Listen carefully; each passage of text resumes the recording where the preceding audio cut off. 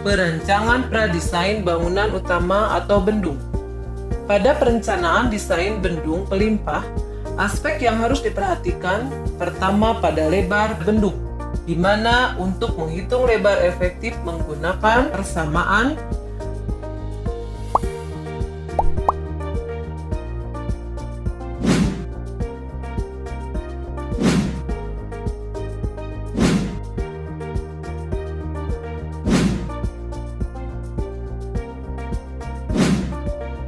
Aspek kedua adalah perencanaan mercu, yang mana di Indonesia umumnya menggunakan tipe ogi dan tipe mercu bulat, di mana kedua bentuk mercu tersebut dapat dipakai baik untuk konstruksi beton maupun pasangan batu atau bentuk kombinasi dari keduanya. Aspek ketiga perencanaan desain bendung adalah peredam energi, karena aliran di atas bendung di sungai dapat menunjukkan berbagai perilaku di sebelah bendung akibat kedalaman air. Sedangkan tipe yang paling sering digunakan adalah peredam energi tipe bak tenggelam.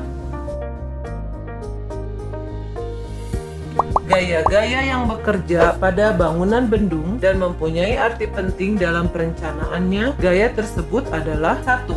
Tekanan air, yang dibagi menjadi hidrostatik dan gaya hidrodinamik. 2. Tekanan lumpur, di mana tekanan lumpur bekerja terhadap muka hulu bendung atau pintu bendung. 3. Gaya gempa, bisa dilihat pada peta yang menunjukkan berbagai daerah dengan resiko serta faktor pertimbangan percepatan gravitasi sebesar 0,14. Berat bangunan yang bergantung kepada bahan yang dipakai untuk membuat bangunan. 5. Reaksi pondasi, yang merupakan gaya tekan ke atas terhadap bendung dari reaksi pondasi.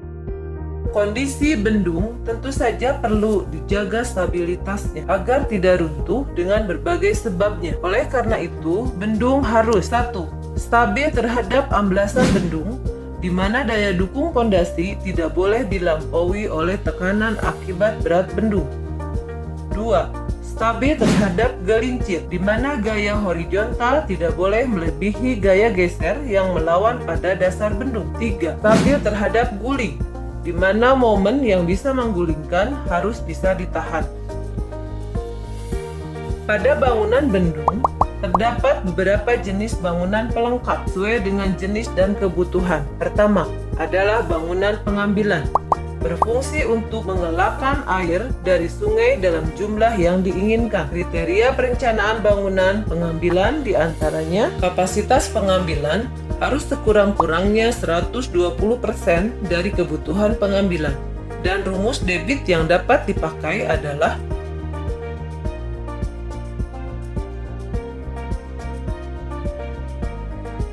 kedua adalah bangunan pembilas yang mempunyai fungsi untuk mencegah masuknya material sedimen dasar yang kasar ke dalam pengambilan. Sedangkan perancangannya mulai dari lebar pembilas ditambah tebal pilar pembagi sebaiknya sama dengan 1/6 sampai dengan 1/10 dari lebar bersih bendung untuk sungai-sungai yang lebarnya kurang dari 100 meter. Kemudian lebar pembilas sebaiknya diambil 60% dari lebar total pengambilan termasuk pilarnya. Bangunan pelengkap selanjutnya adalah kantong lumpur yang berfungsi sebagai wadah penampung sedimen halus yang masuk ke dalam jaringan saluran irigasi. Berikut adalah tata letak kantong lumpur pada bangunan utama. Adapun skema kantong lumpur dapat dihitung dengan rumus sehingga menghasilkan luas rata-rata kantong lumpur dalam persamaan berikut ini.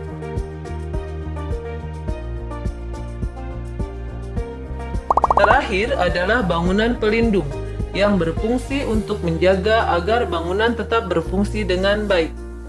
Bangunan pelindung terdiri dari 1. Bangunan perkuatan sungai yang berfungsi melindungi bangunan terhadap kerusakan akibat penggerusan dan sedimentasi. 2. Tanggul banjir yang berfungsi melindungi lahan yang berdekatan terhadap genangan akibat banjir.